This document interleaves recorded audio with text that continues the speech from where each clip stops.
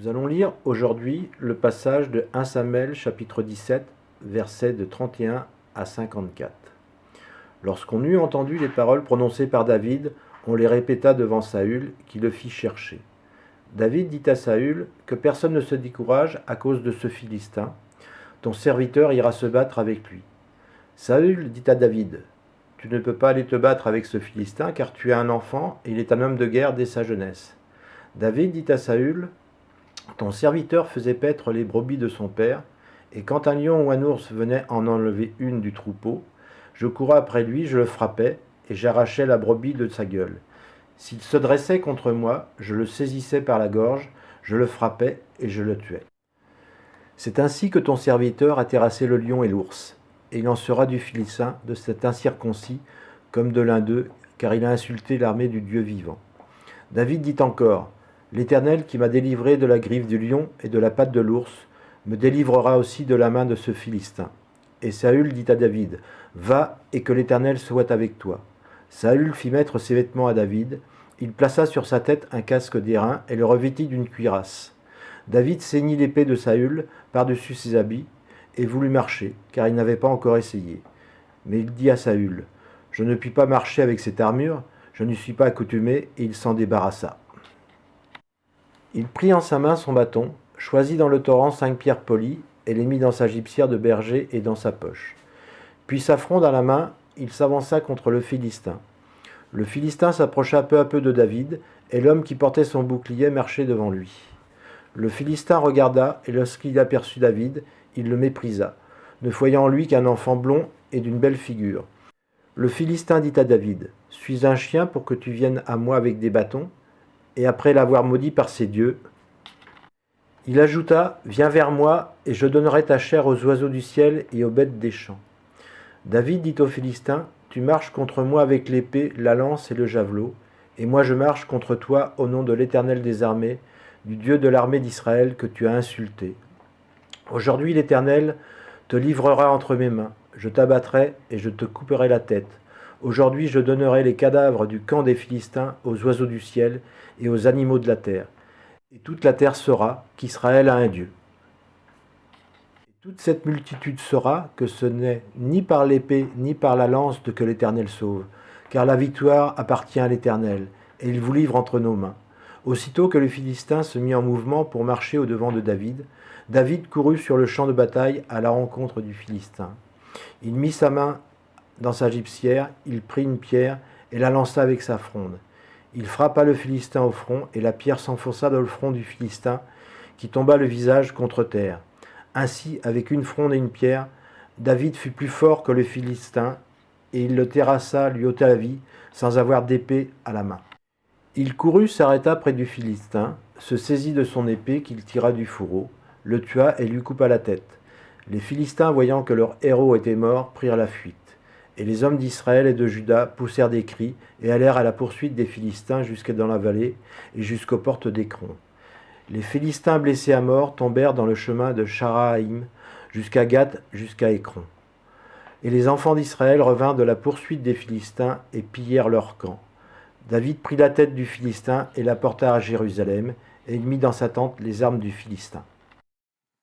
Donc après cette lecture qui est assez longue, il est impératif de situer un petit peu le contexte, parce que si on avait lu ce qui précède, ça aurait été trop long. Donc en fait, c'est l'armée israélienne et l'armée des Philistins qui sont en guerre, et donc ils se trouvent à 25 km au sud-ouest de Jérusalem, dans la vallée des Térébintes.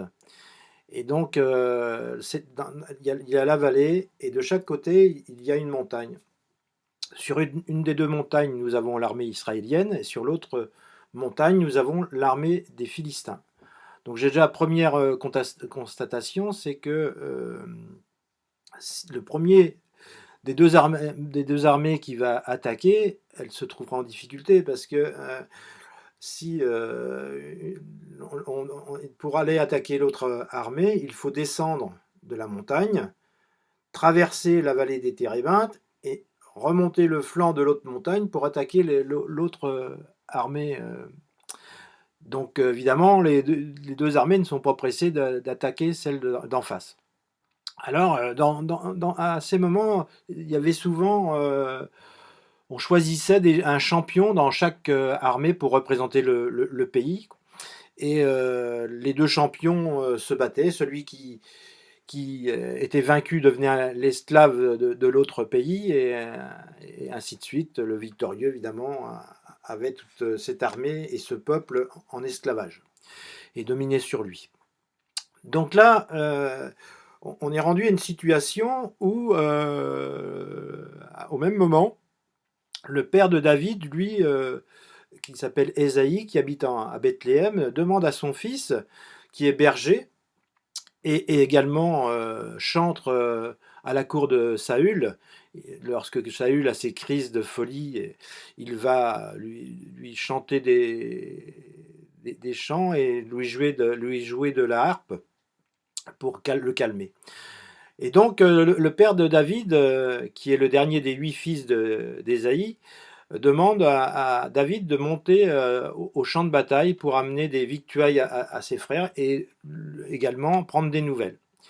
David obéit à son père et donc monte au champ de bataille. Et pendant qu'il parle avec ses frères, le géant Goliath, qui mesure 3 mètres et qui 2 fois par jour harangue et provoque l'armée d'Israël, et ceci pendant 40 jours, il l'a fait. Et donc David l'entend, et Goliath dit: « Pourquoi sortez-vous pour vous ranger en bataille? Ne suis-je pas le Philistin, et n'êtes-vous pas des esclaves de Saül? Choisissez un homme qui descende contre moi. S'il peut me battre et qu'il me tue, nous vous serons assujettis. Mais si je l'emporte sur lui et que je le tue, vous nous serez assujettis et vous nous servirez. » Le Philistin dit encore: « Je jette en ce jour un défi à l'armée d'Israël. Donnez-moi un homme et nous nous battrons ensemble. » Voilà. Donc lui, son objectif à Goliath, c'est que Israël désigne un champion pour venir le combattre.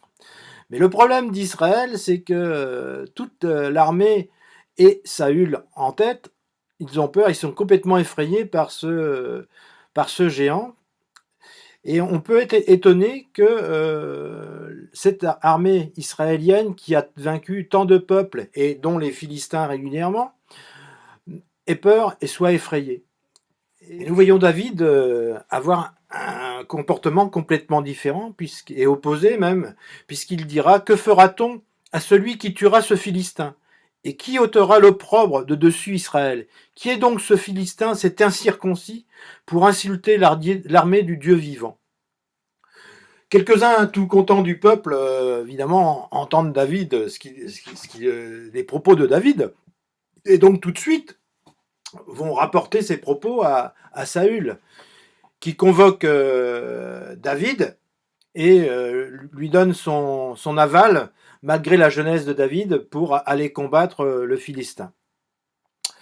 Et ce que nous pouvons dire également, c'est que à l'arrivée, eh bien, ce jeune David, avec une simple fronde et 5 pierres, tue le Philistin, donne la victoire aux Israélites, et le peuple, évidemment, se rue sur l'armée philistine et les tue, les massacre. Que s'est-il passé depuis le départ d'Égypte du peuple esclave israélite? Ils sont partis d'Égypte, ils ont traversé avec l'aide de Dieu la mer Rouge, et ils sont rentrés dans le pays promis de Canaan. Le peuple a combattu de nombreuses fois. Ils ont été victorieux contre les Moabites, les Ammonites, les Édomites, les rois de Tsoba et les Philistins maintes fois. Qu'est-il arrivé?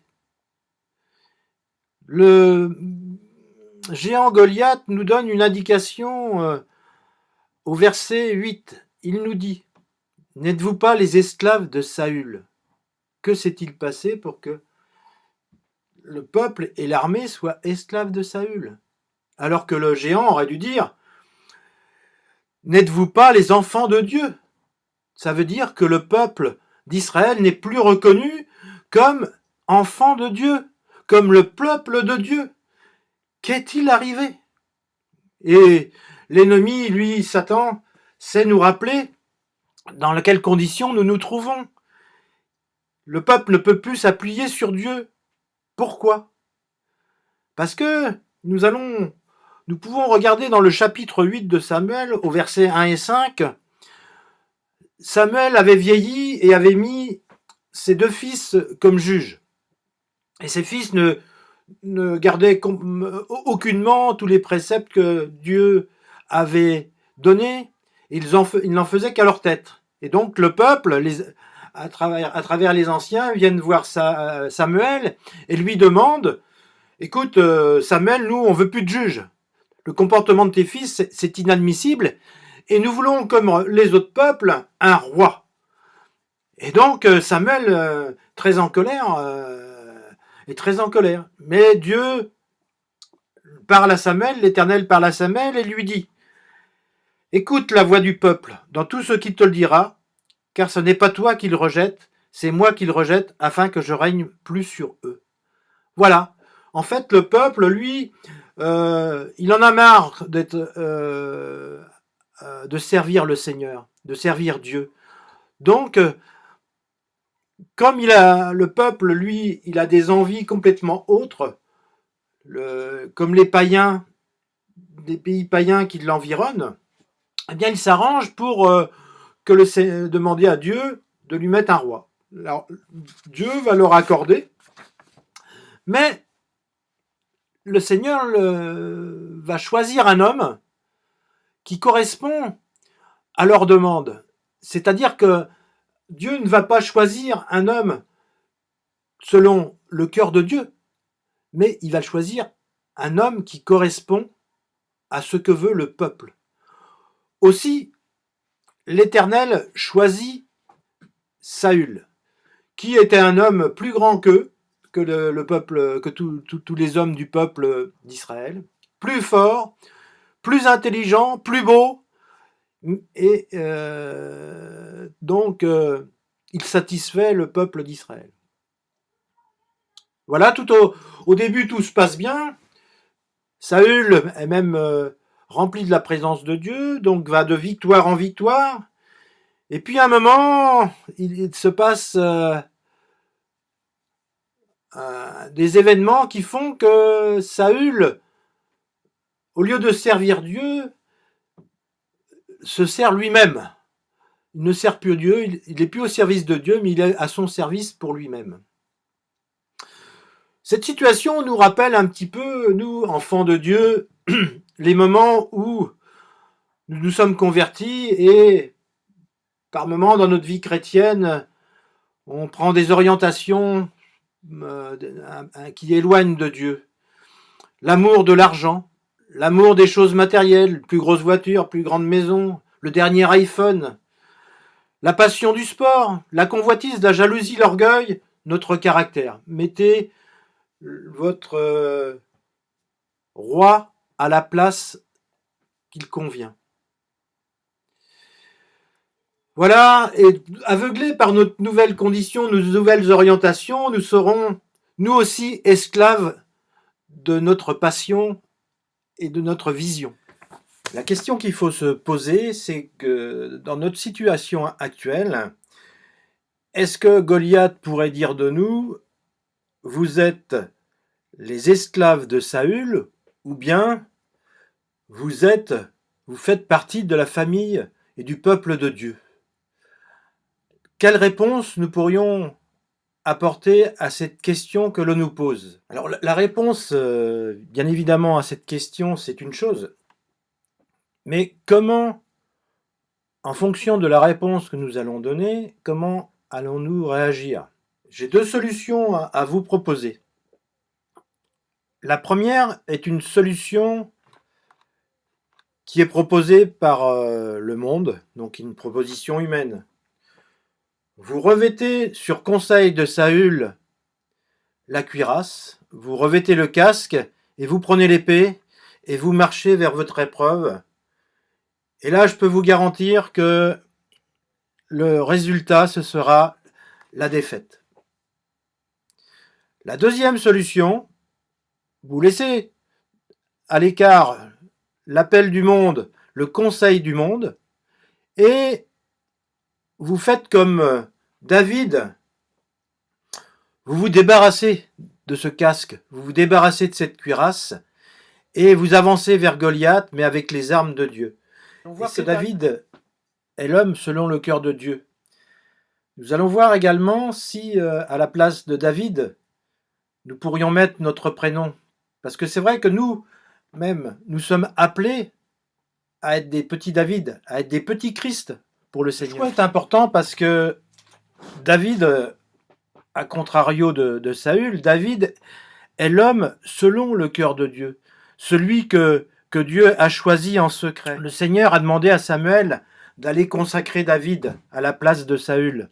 Et là, nous sommes à un moment où important de ce passage que nous sommes en train d'étudier, c'est que la royauté à travers Saül va décliner, et nous voyons apparaître maintenant le petit berger David qui lui a été consacré et qui lui va prendre de plus en plus d'ampleur dans la royauté et dans le peuple de Dieu. Ça nous parle de quoi? Ça nous dit,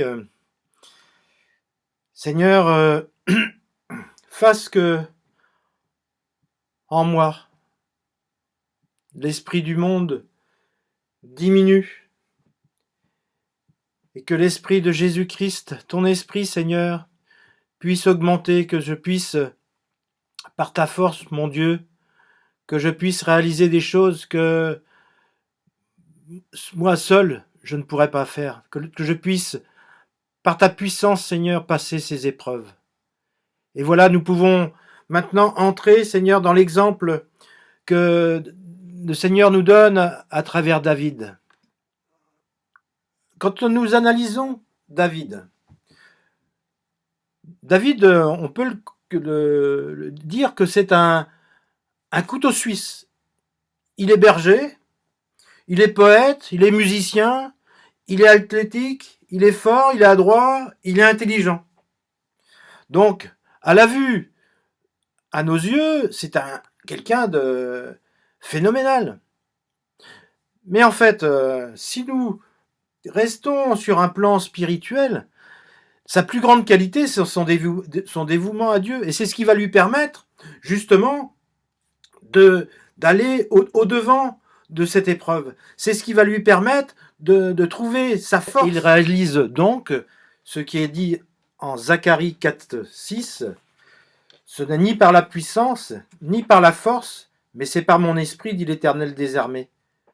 Donc, David, lui, a réalisé que tout ce qu'il fera durant toute sa vie, c'est ce qu'il réussira, parce qu'il y a des moments où il déviera de la voie du Seigneur, il fera des erreurs comme tout être humain, mais il a réalisé, c'est un homme de Dieu, que tout ce qu'il entreprend, il le remet entre les mains de Dieu. Aussi, il est intéressant de remarquer que son père l'envoie sur le champ de bataille rejoindre ses frères pour leur apporter des victuailles, mais également pour rapporter des nouvelles de ses frères à son père. David, qui lui est berger et également va régulièrement à la cour de Saül lorsqu'il a ses crises de folie,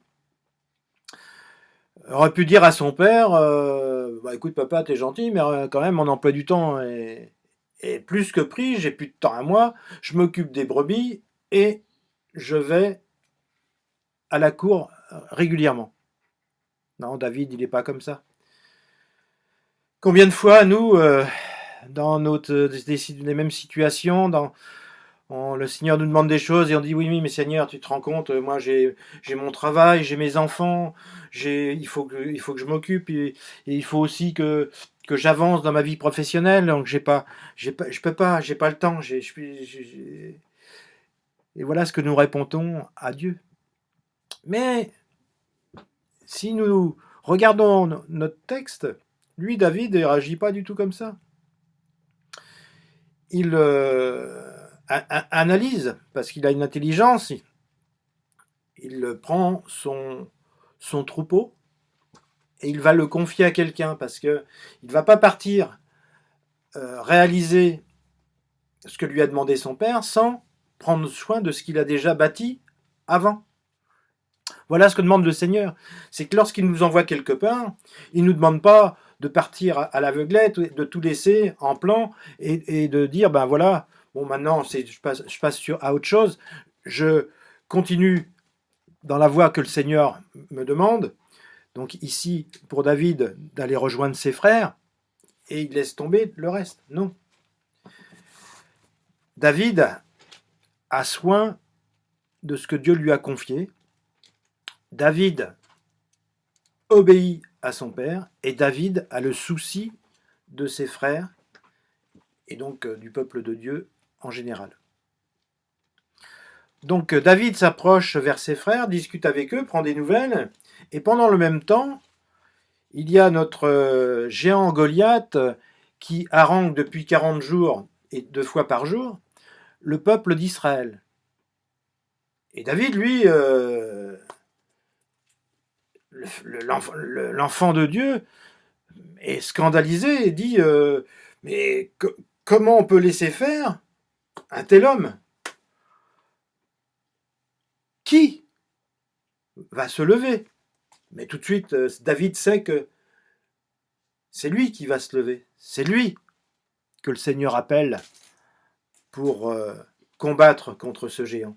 David le sait parce que, bien évidemment, comme on a pu le voir dans le passage, les Israélites et Saül, à la moindre vue de Goliath, ils s'enfuient. Donc là, David demande aux soldats, il dit, « Que fera-t-on pour celui qui tuera ce Philistin et qui écartera la honte d'Israël? Qui est donc ce Philistin, cet incirconcis, pour insulter l'armée de Dieu vivant ?» Là, David, à ce moment-là, est entendu par les soldats de l'armée israélienne, par les Juifs. Et donc, bien évidemment, comme eux, ils se sont défilés, eh bien, ils vont aller voir Saül pour lui reporter les paroles de David. Mais il y a les guerriers l'ont entendu, mais les frères aussi l'ont entendu. Et puis donc, ils reprennent David en lui disant mais quel prétentieux, quel orgueilleux, qu'est-ce qu'il est en train de faire là? Et là, c'est intéressant parce que c'est vrai que l'homme de Dieu, lorsqu'il fait ce que lui demande le Seigneur, eh ben, il interpelle. Parce que là, ses soldats, ses frères, il leur montre quoi? Il leur montre leur lâcheté.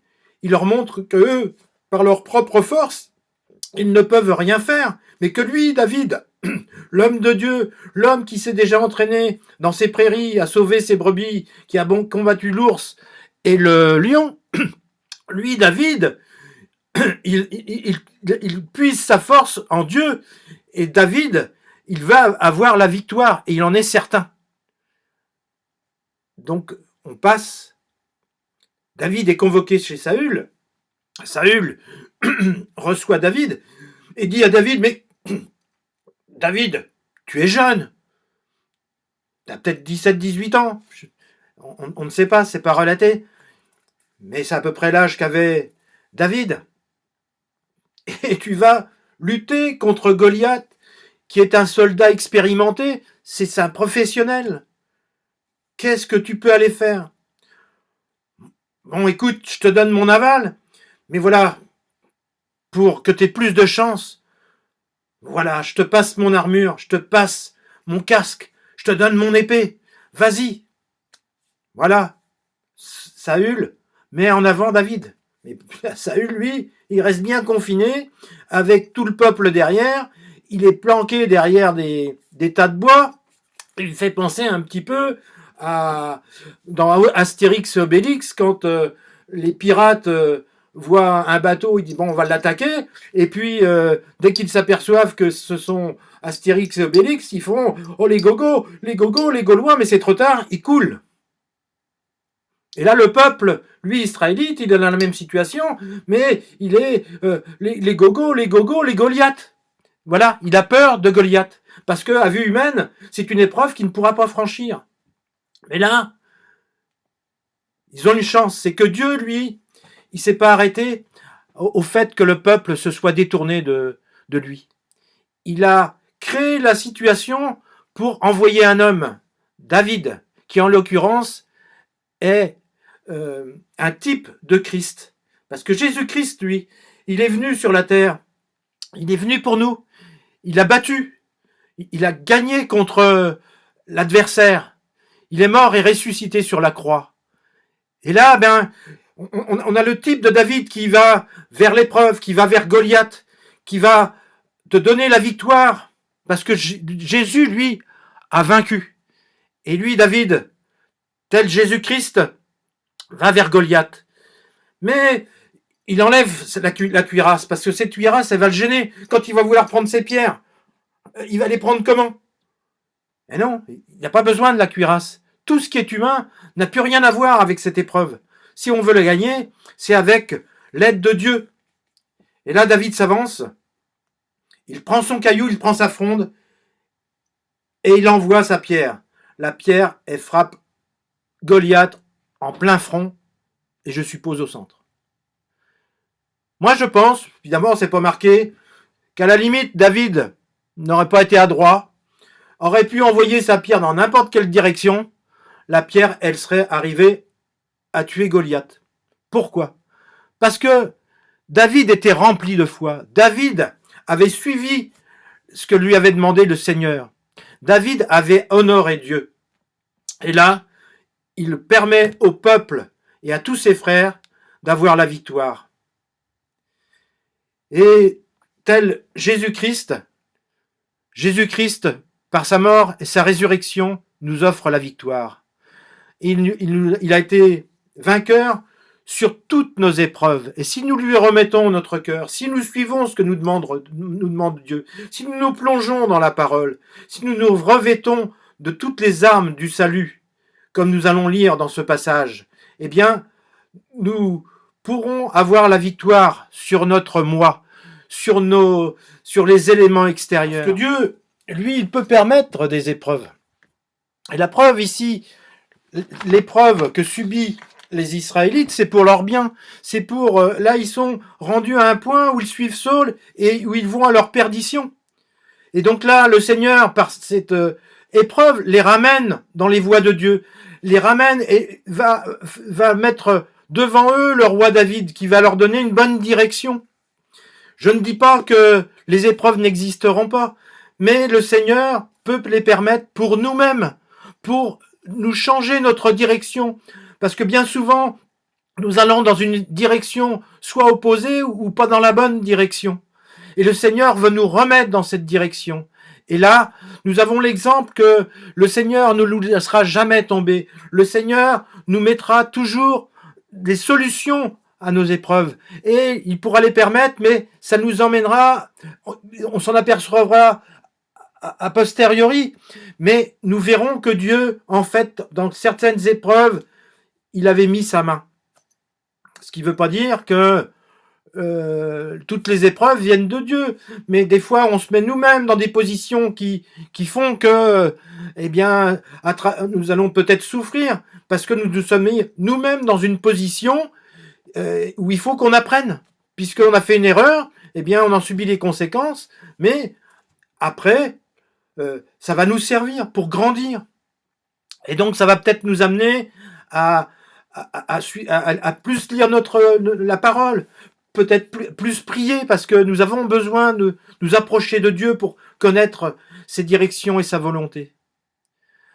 Et bien là, nous voyons un changement d'attitude du peuple.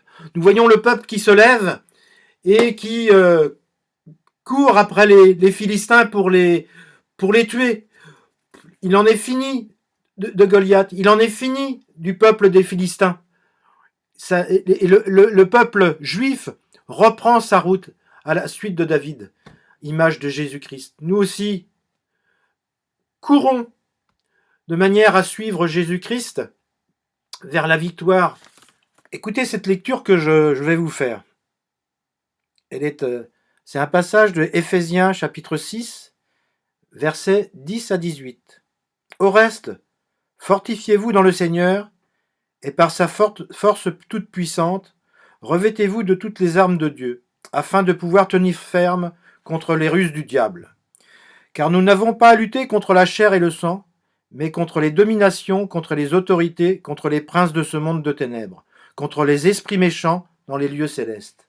C'est pourquoi prenez toute arme de Dieu, afin de pouvoir résister dans le mauvais jour et tenir ferme après avoir tout surmonté. Tenez donc ferme, ayez à vos reins la vérité pour ceinture, revêtez la cuirasse de la justice, mettez pour chaussure à vos pieds le zèle que donne l'évangile de paix. Prenez par-dessus tout cela le bouclier de la foi, avec lequel vous pourrez éteindre tous les traits enflammés du malin. Prenez aussi le casque du salut et l'épée de l'esprit qui est la parole de Dieu. Faites en tout temps par l'esprit toutes sortes de prières et de supplications. Veillez à cela avec une entière persévérance et priez pour tous les saints. Amen.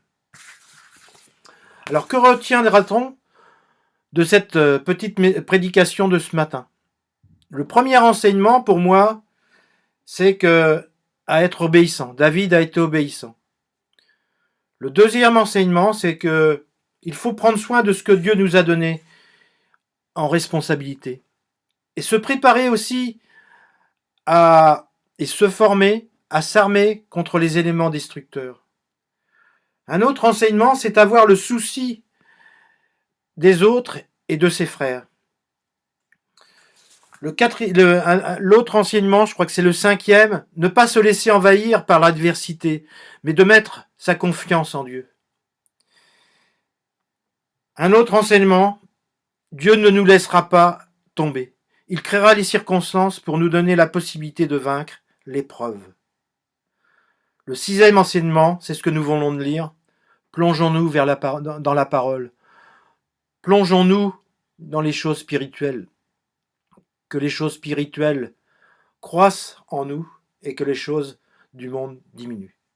Que le Seigneur vous bénisse.